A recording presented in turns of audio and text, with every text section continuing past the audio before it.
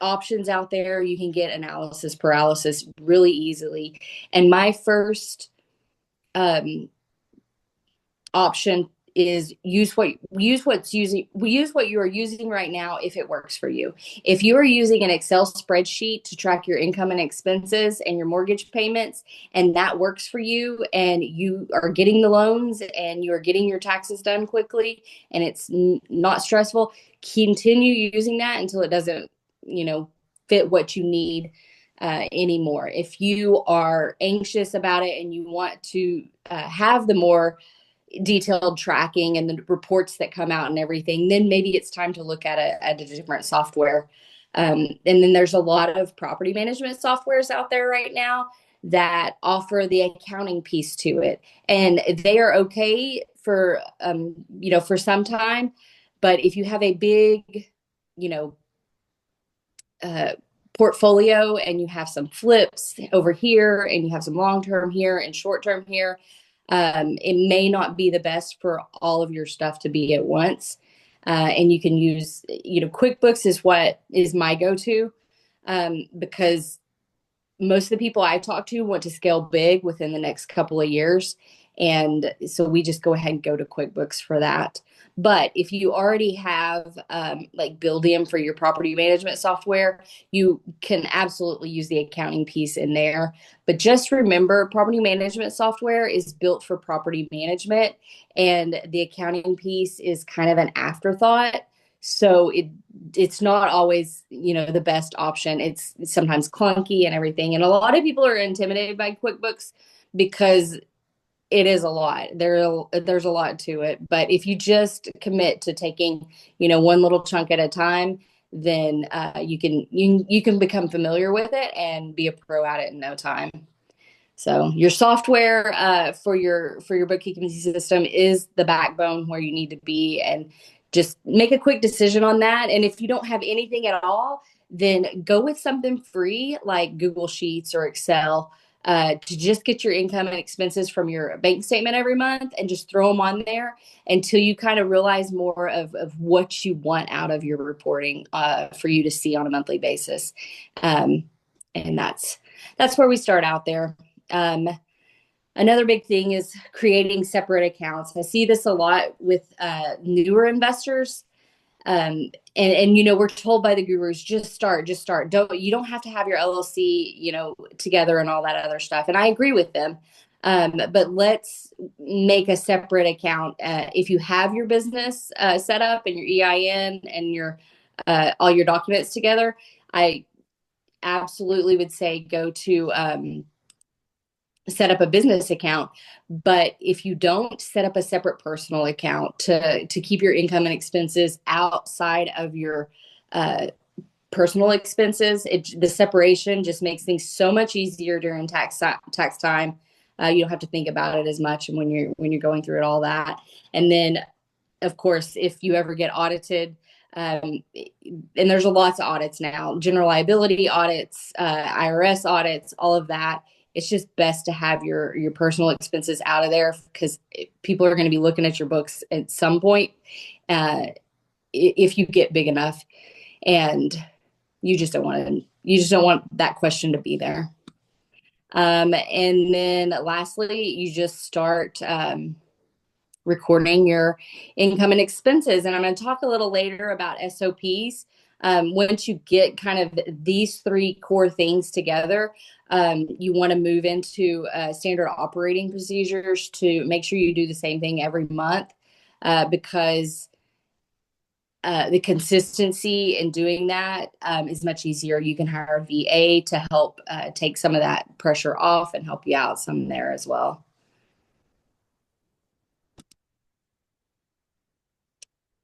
All right, and then just kind of the big scene about, I'm huge on budgeting and forecasting, and looking at things and not being surprised. And so when you have all these reports, you can look and see your repair expenses, and every 2 years, this unit is going to need a huge HVAC cleaning or whatever, for whatever reason.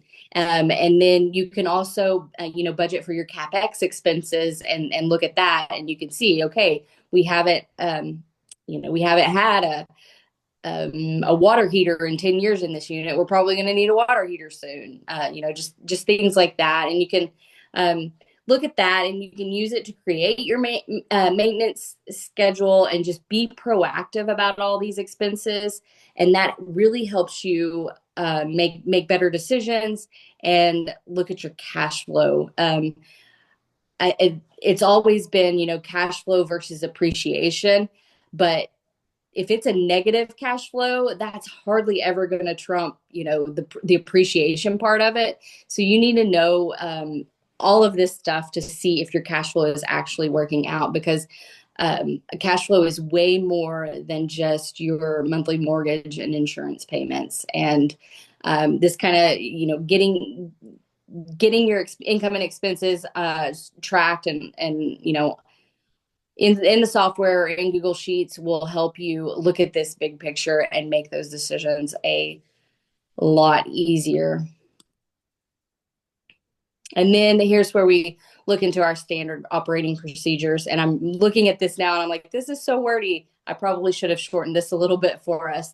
But I am huge on creating SOPs, especially if you are wanting to scale and grow your portfolio, because while you're still smaller and it's a little more manageable. And even if you're at 20, 30 houses and you feel like you're drowning, you need to pause and do your SOPs as well, because it just makes life simpler. Again, when you hire a VA, you can just hand over SOPs and it makes it, a lot more beautiful and consistent across the board. And I keep saying the word consistency. I guess that's my word of the day today. So yeah, real estate investors often deal with multiple properties, lenders, and transactions. SOPs ensure that every deal, expense, and rent payment is recorded the same way every time. So when you look at those reports year over year or month over month, you can make sure that everything's being recorded the same way, and you can do that. Investor and lender readiness. You already have everything there. It's clean, standardized books. You don't have as many mistakes, so you're not in there like, oh, why is this there? You've already got everything where it needs to be. Your time and savings delegations, and this is, instead of reinventing the wheel, the SOP allows the investor to train a VA. Or when you get to where you want to outsource to a bookkeeper, they can already see where you're doing it. And it helps you to avoid costly mistakes. It helps you to scale your business and audit protection. If you're doing everything the same way, it's clear what you're doing and where you're going.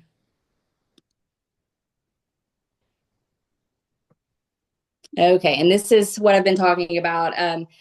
Monthly, quarterly, annually. You need to look at, compare all of those throughout the year sometime.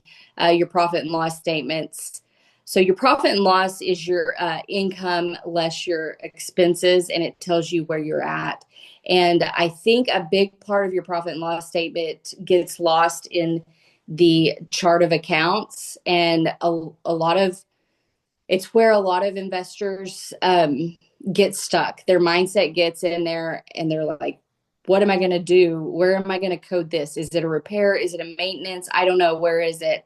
And I think if you have a simplified profit and loss statement where it's shorter, then you can see where you're at a lot better and it's not as confusing. And if you look at your tax return, and you can see where your tax preparer will kind of shorten your categories as well, because the IRS doesn't need to see how much you spent on a phone bill and on the gas bill and on the electric bill. They just lump it all up into utilities. And sometimes it's best to start that way until you realize, how deep you need those utilities and everything in there. So that's just kind of my spiel on the profit and loss statements to simplify those chart of accounts. So especially at the beginning, until you figure out, where you need to focus in the most. And so your monthly and your annual reviews will kind of give you the bigger picture of where you're at on cash flow wise, and helps you make decisions. I think a lot of people make decisions on what's in their bank account, and that can give you some security, but until you actually look at the numbers broken out, it's not as accurate, looking at your bank statement. So, and then of course, forecasting for your future investments. I think most of us are wanting to get more and wanting to grow and everything. So you can see that, and you can look at the profit and loss statement, and you're like, oh, this address is doing really well, and this one's doing really bad. Maybe I'll buy another house in this part of the city, and maybe I'll get rid of this one and buy more over here. And you can see where you need to go in the future for that.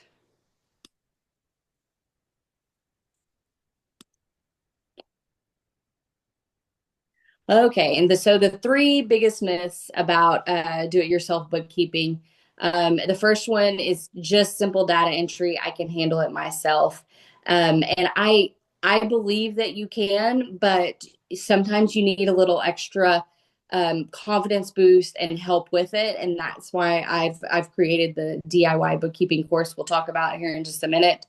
Um, and bookkeeping isn't just about inputting the numbers. There's so much more to it about making sure it's with the same property, and your capitalized cost gets on the balance sheet and not on the profit and loss. And just small little details like that can make a big difference. And we need to dive into that more, and then you can go back to the simple data entry part of it. And a lot of people, like I said earlier, the chart of accounts gets way overwhelming for them, and that simple data entry just becomes a big problem. And myth number two, a lot of people say bookkeeping can wait until tax time, and I think that if you have one property, that might be okay, but if you have two or more, you're not going to remember what you spent at Lowe's last July and which property it goes to, and it just causes so much more stress on real estate investors. But also, um, monthly reconciliations of your bank account can detect fraud going on, if some things happen.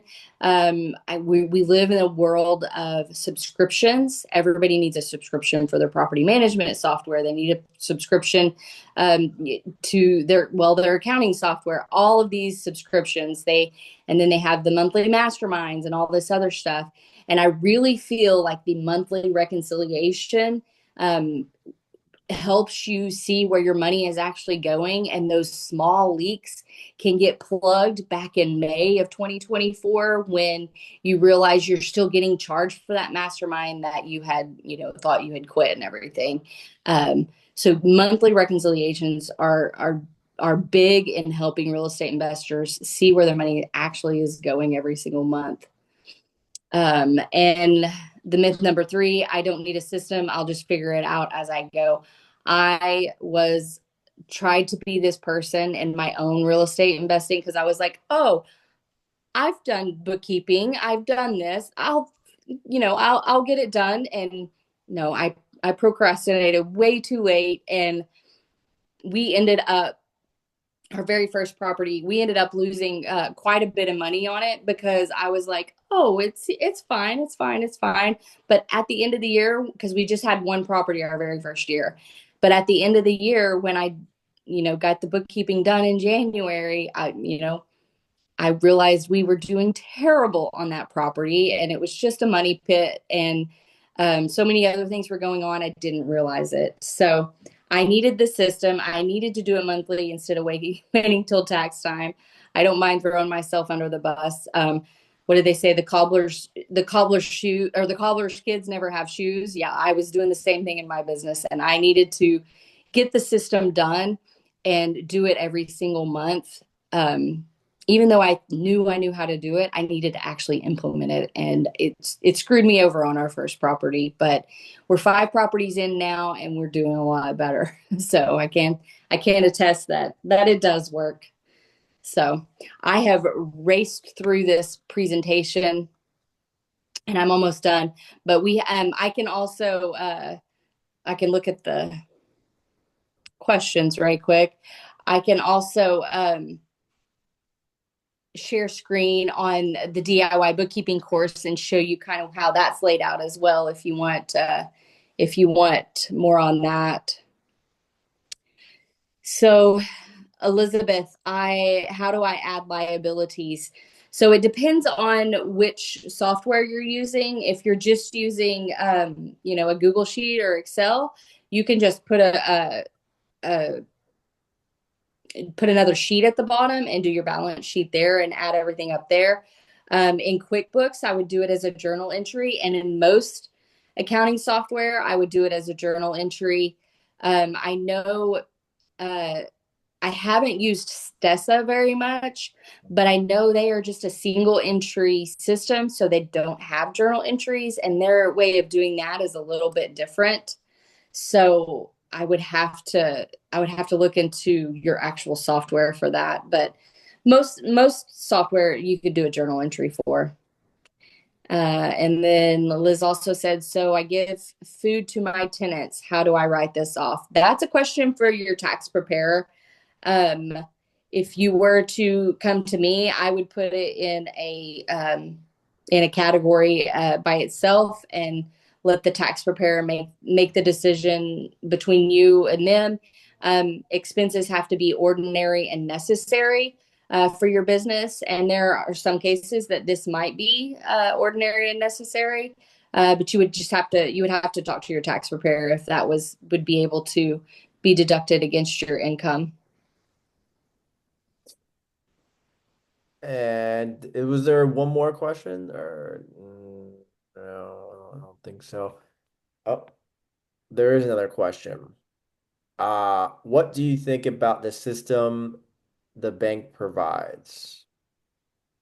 The system the bank provides. I'm going to Maybe, need a little more information on that. Like, I know there are some banks like Relay Bank that is starting to do more of like where you can categorize things. I'm not too familiar with that, but I do know of some people that's been using it. Um, and I think if it works for you, then that's great to use it right now. Oh, okay. Citibank provides one too. hmm. I would if you feel comfortable with it and you feel confident with it, I would use it. Maybe ask your tax preparer how confident they feel that your reporting is for that use. But yeah, if it gets the job done for you right now, then I think you should use it. I Back to QuickBooks. That is the software I've used for a while. That is where I go to. Um, but I wish there was something better out there. If I had enough time and if I had knew how to code things, I would try to do something to rival QuickBooks, but I don't have it.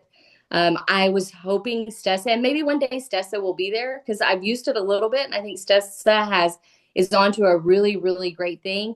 But they are a single entry system, and you can't reconcile your bank statements.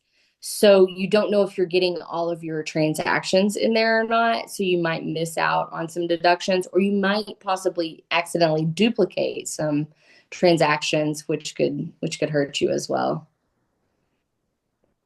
Do you mind if I go into a lengthy question and then I don't know if we would have time or not? Yeah, we have about 40 minutes. I mean, sorry, 20 minutes. 20 Okay. minutes. So, I just want to explain like so I would consider myself as a buy and hold. So here's the my personal situation, how I've been kind of just like, oh, okay, you're not the landlord. um, so my ex was having issues with finances.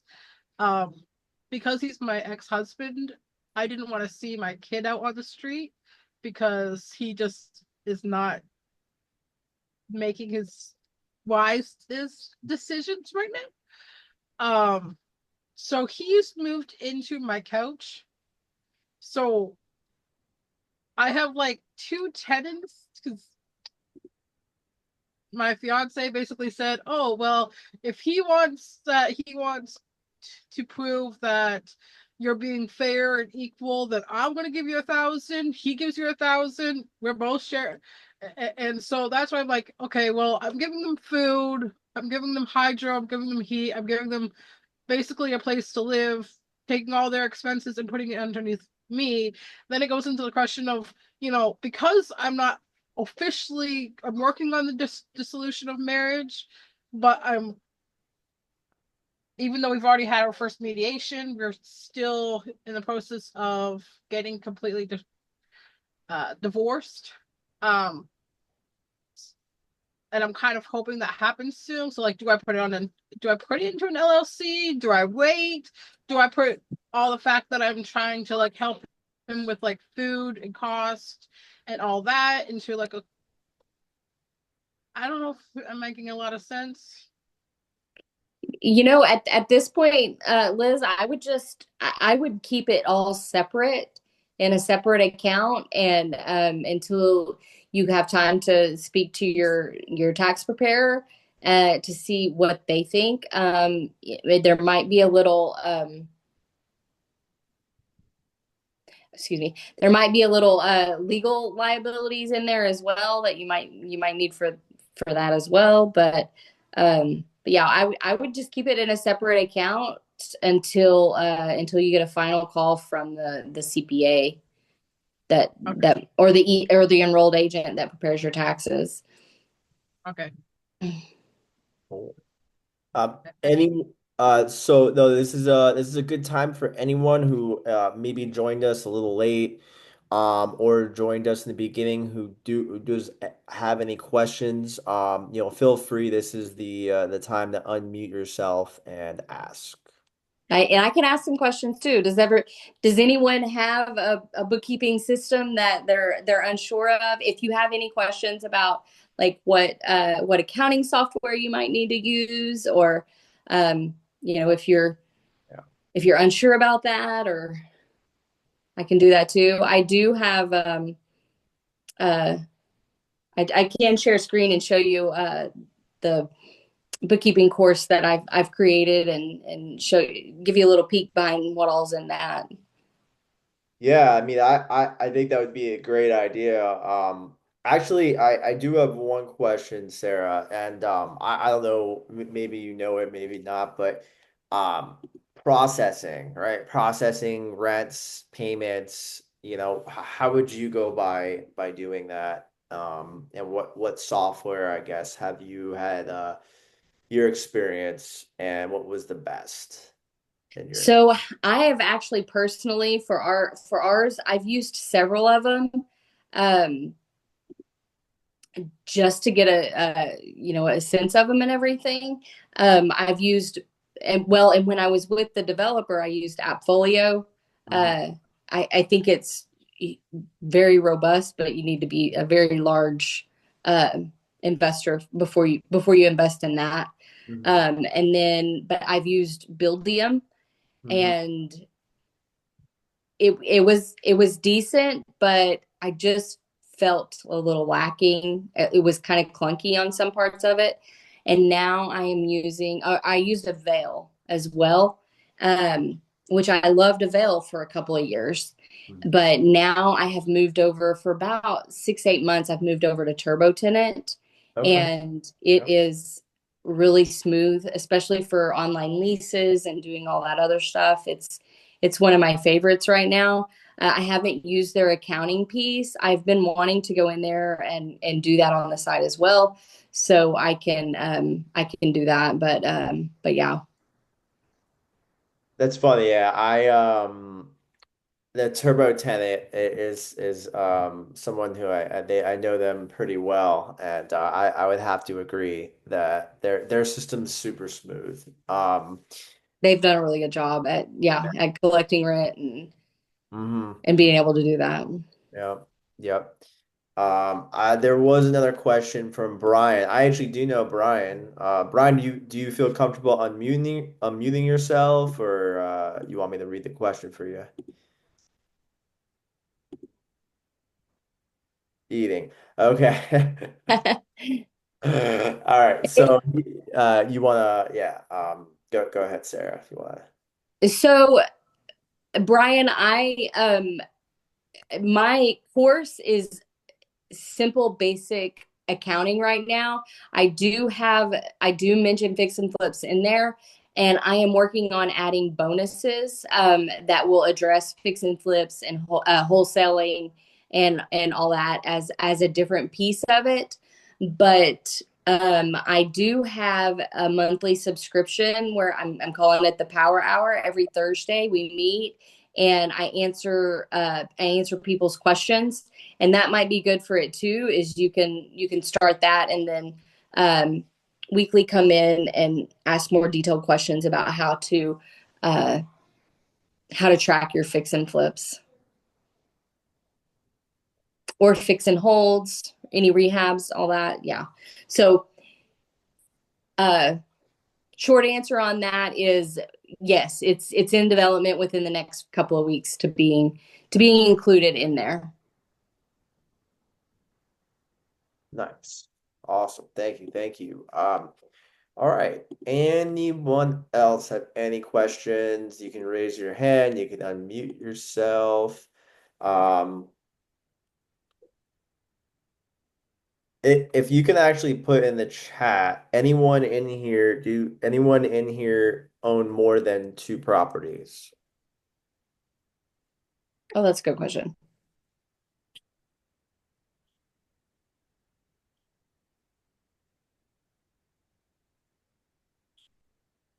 Or you can unmute yourself and feel free to respond. Okay, four. Nice. Um, Amy, what's your 5 year goal? How many do you hope to have in 5 years?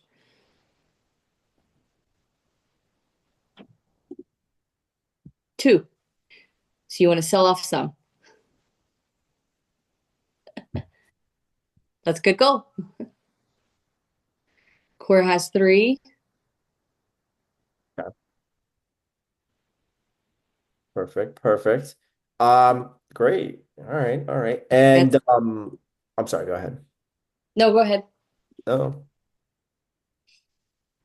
No, I was just going to say that that's great. These are perfect, ideal people for DIY bookkeeping because I think there's a lot of programs out there that's like, oh, we can do your bookkeeping for $100 a month, and you got to be aware of that because they will cost you more at tax time when your tax preparer is like, I don't know where any of this is. I don't know what any of this is, and it can hurt you. I feel like um, a good bookkeeper it would start at $500 a month, and you need enough properties to absorb that cost. Um, so you're looking at closer to maybe 10 properties a month before outsourcing. That's just kind of my train of thought. Like I like my clients to have more than 10 properties before I actually do their stuff because I feel like they get more benefit out of everything. But yeah, uh, 5 to 10 is kind of iffy, but definitely under five, do your own bookkeeping. It's simple enough at that stage of the game. Perfect. Well, it looks like if anyone, Sarah, I think you said that you wanted to share more about the Yeah, course. we can look at this course I just created. Um,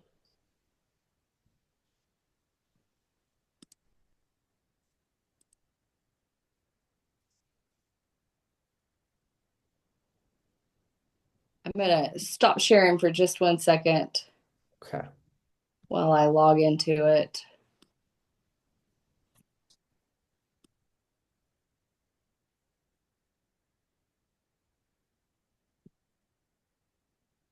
So just a little background about this course. It has been in the notes app of my phone for about 3 or 4 years now.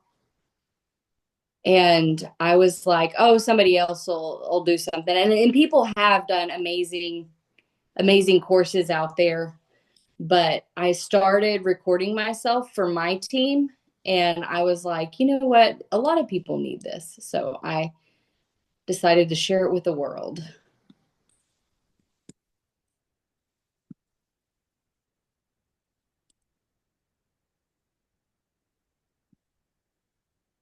So here's the introduction. I talk a little bit about myself, my story, which I've said here, and then just some simple stuff about bookkeeping and why they call it balancing your books, and the double entry system.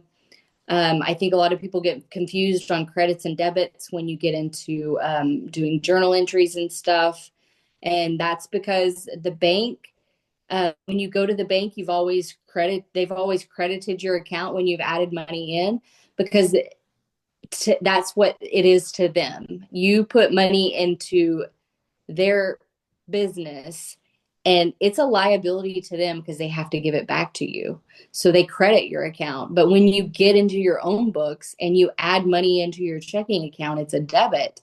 And people get so backwards and confused. And it's because the banking system has kind of warped our brains on that. So I dig into some of that. And I talk about how QuickBooks is just, a, a big fancy Excel spreadsheet.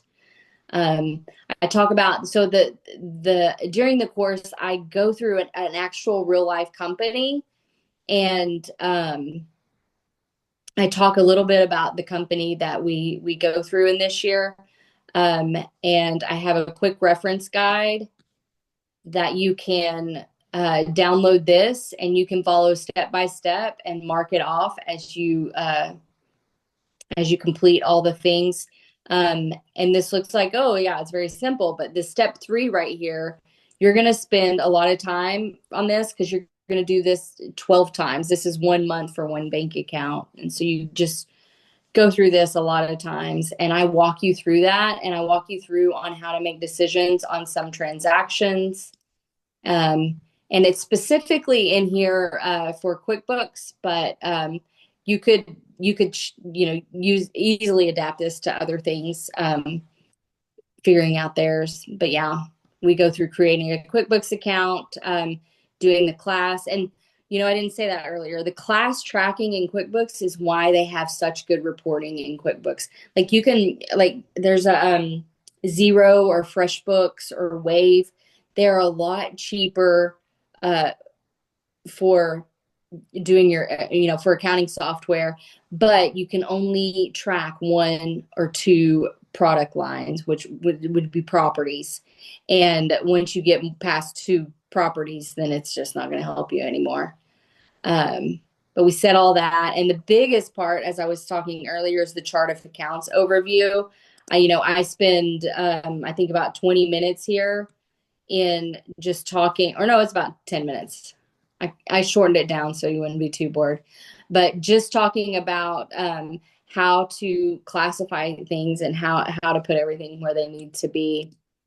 Where did I go? And then, yeah, we add your existing and liabilities, like Liz was asking earlier. I walk you through an actual journal entry on how to get that. um, how to connect everything, how to categorize all your transactions, recording a property.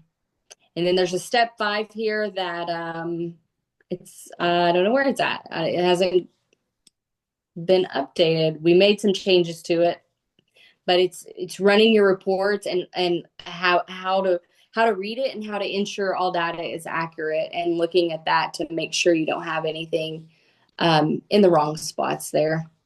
And then this is the bonus section where I've been updated about security deposits, and this is where I'm going to put the flips and the wholesaling information in, and I'll do a separate kind of chart of accounts deep dive in that section as well.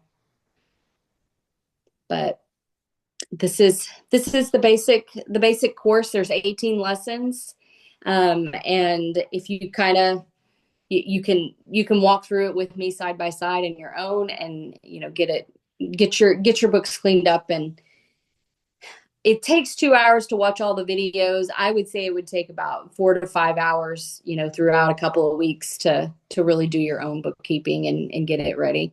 If you just have a couple of properties, not much going on.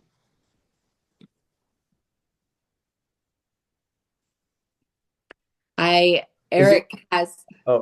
Oh, sorry. I do have a question. Yeah. Is it any different? Like, because I know some people obviously do like short-term rentals and mid-term rentals. Is it any different or? So I talk about that. I talk about that in the course, and I actually on my I'll just give you a little preview of my chart of accounts. And if y'all I can put my I don't mind sharing my chart of accounts if somebody just wants to look at the chart of accounts. Oh, the link isn't there. I think it's on this one.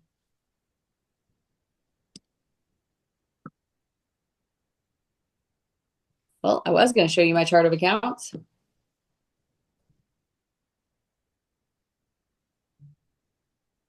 If you, I'll put my email address in the chat here, and just email me, and I'll send you my chart of accounts if you want to look at it and deep dive into it. Mhm. Yeah. Also, if anyone wants to fill the form out here, we can also send you, right? We can also send you that as well. Um, let's see. Oh, there's a question. Okay, yeah, you can just send it there. Okay.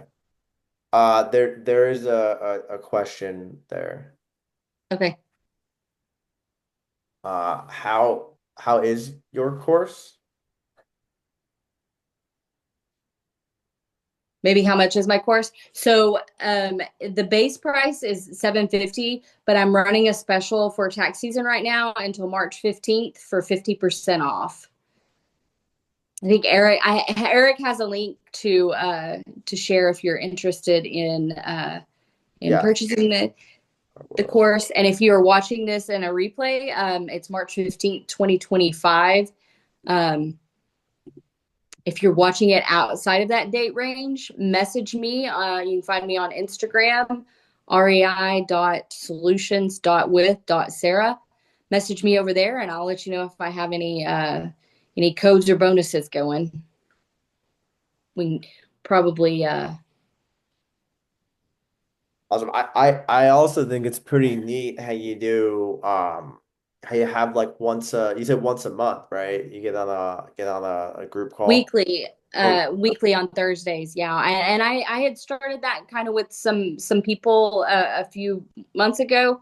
Yeah, and on Thursdays I was just testing it out to see how it would do, and it's great. The people come in with amazing questions, and we share screen. If you're comfortable with sharing your own information and everything, and as long as there's no like bank account information and stuff like that on it, because I want to be able to record them and share them with other people when they have questions. But yeah, they ask questions specific to how to record their journal entries, or I've had someone ask about 1031 exchanges and how to record that properly. We looked at that. We did a couple of weeks ago. We did a deep dive on fix and flips, and I done robbed a lot. I be putting. I don't know about you. Tell them slime. sorry about that. oh, that's okay.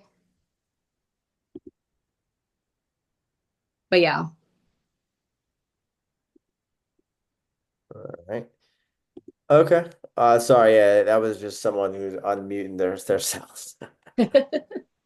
No, But yeah, I just want to help real estate investors become more familiar with bookkeeping and in turn be confident about it. I know it's a very intimidating subject for a lot of them, and a lot of people don't even talk about it because they don't know where to start, and they don't want to feel like, oh, so and so has this done so much. And that's kind of where I want to get to, is like, we are all like, most real estate investors don't have an accounting degree. They don't have accounting experience, and they're all figuring it out themselves. And so I want to offer some help for real estate investors, and this is where I'm at. So nice. I love it. I love it, Sarah. Thank you. It's been awesome. And listen, it's not sexy, right? It's not a sexy topic, you know. Like for me, I love looking at deals, right? I love looking at crunching numbers and seeing how I can cash flow on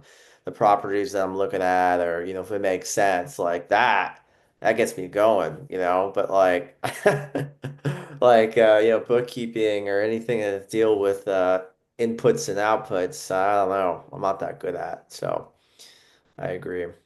the before and after pictures aren't as pleasing to Instagram or social media for bookkeeping. They're just like, okay. Yeah. Cool. Well, if this is, again, I really appreciate you coming on, Sarah. It's been an amazing hour. I've learned a lot. I hope everyone has also learned a lot. Where can someone find you? Where can someone reach out to you? How can we get a hold of you? Yeah, so I'm mainly on Instagram, rei.solutions.with.sarah. I have a podcast. I actually had an episode with Amanda Hahn that just recently came out. We talked a lot about how bookkeeping is the number one tax strategy people should be using. It's the most important because she cannot do the fancy tax strategies and uh, you know her magical work with taxes until she has a good set of books. So uh, that it's called REI Accounting Talk. It's available on Spotify and Apple Podcasts, I believe. Awesome. Uh, yeah, and then I have a YouTube channel where I'm trying to put out more content as well. I'm new to this game, but I'm just producing as much as I can to try to help as many people as I can. I love it. I love it. I think it's a great opportunity for investors to take advantage, especially of the 50% off that you're actually offering the group. It's really nice of you to do that. But again, if this will be recorded, so if any of you are watching this on live on Facebook, you can always catch it out on our YouTube channel on Like Minded Pro. And again, Sarah, thank you so much for coming on and sharing your knowledge with us. Thank you, Eric. I appreciate you. Absolutely. We'll talk soon. Have a good one, everyone.